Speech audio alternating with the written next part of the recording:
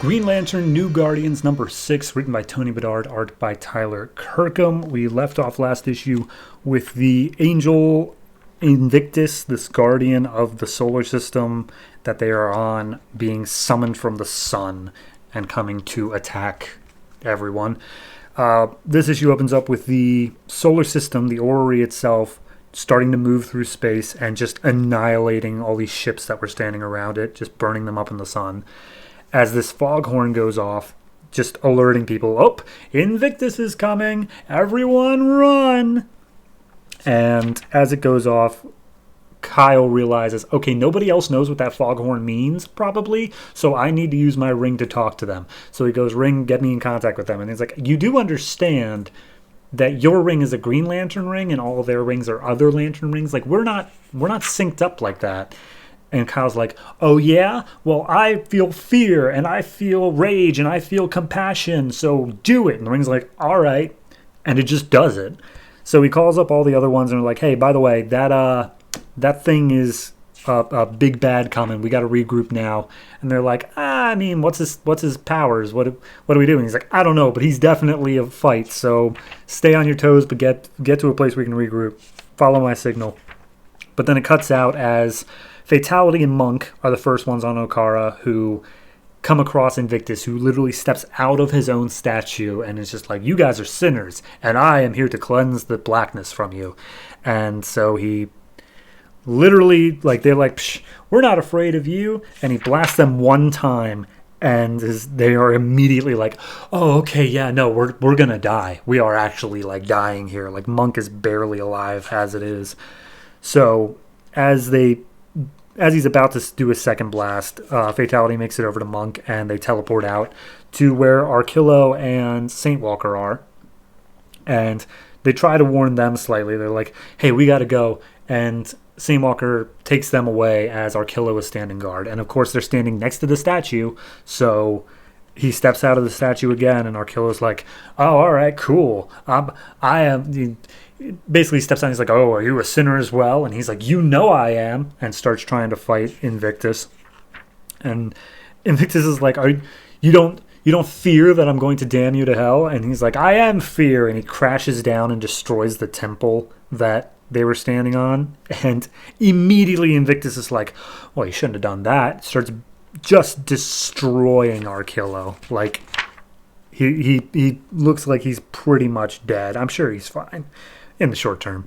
But Saint Walker goes over and he's like, oh, Arkillo, stay back. I can deal with this.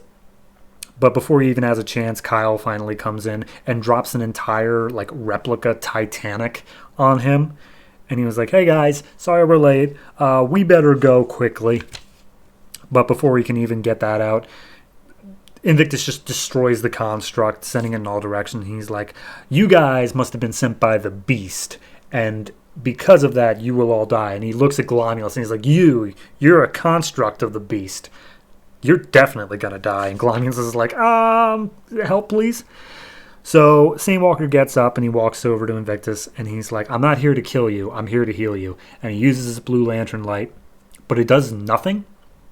And he's like, this is supposed to show you something that will heal what's wrong with you, but it's not working. And Invictus is like, there's nothing wrong with me.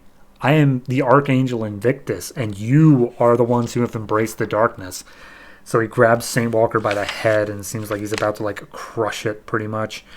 As we get a zoom out to the rest of the orrery, and we see Bleeze has returned. She's out in space, and she's trying to find the location of the lanterns, but it is the entire orrery is impervious to scans, so she's saying, well, I'm just going to have to burn it all down then. And that's where we leave off. It's a pretty brief issue overall. It's fine. I like it. It's a good continuation. I think they do a really good job of setting up how big of a threat Invictus is. Like, he steps in, does one thing, and just immediately levels the playing field. Like, nobody's able to deal with this. And in a lot of ways, you could think, like, okay, well, now they're just making him OP. But they really do set it up, even in the issue before this, of just the reverence he has. Like, he is a god to these people. So it makes sense that he's able to do all of this stuff.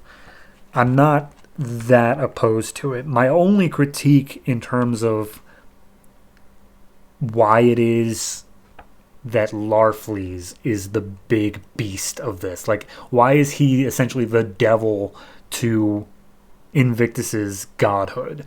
Because if none of the other lanterns can stand up to him at all, I don't feel like Larfleeze would put up that much of a fight. But maybe that's just me mentally not understanding the power level that Larfleeze is at. I don't know.